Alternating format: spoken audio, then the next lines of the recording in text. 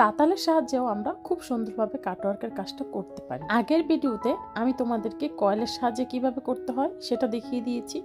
তোমরা ঘরে থাকা যে কোনো তাতাল দিয়ে এই কাটওয়ার্কের কাজটা করতে পারবা। এই তাতাল দিয়ে কাটওয়ার্কের কাজটা করার জন্য প্রথমে তোমাদেরকে তাতালটা বেশি করে হিট দিয়ে নিতে হবে, মানে কারেন্টে বেশিক্ষণ আগে ফ্লাকে লাগিয়ে রাখবা। তারপরে দেখবা যে যখন এটা বেশি গরম হয়ে গেছে তখন তোমাদের এই কাজটা করতে সুবিধা হবে। মার্কেটে বিভিন্ন রকম জামার সাথে প্যানেল দেয়, সেগুলিতে কাটওয়ার্ক করা থাকে না।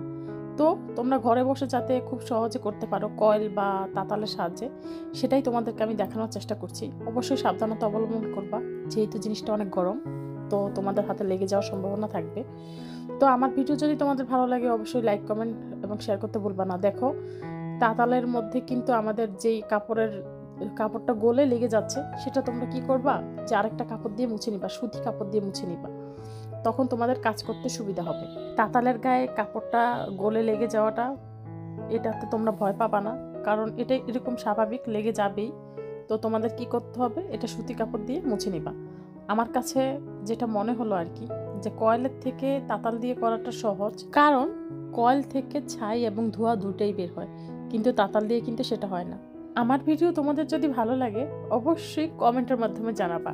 তোমাদের কমেন্ট পড়তে আমার অনেক ভালো লাগে। তো আজকের মতো এখানেই শেষ করছি। আল্লাহ হাফেজ।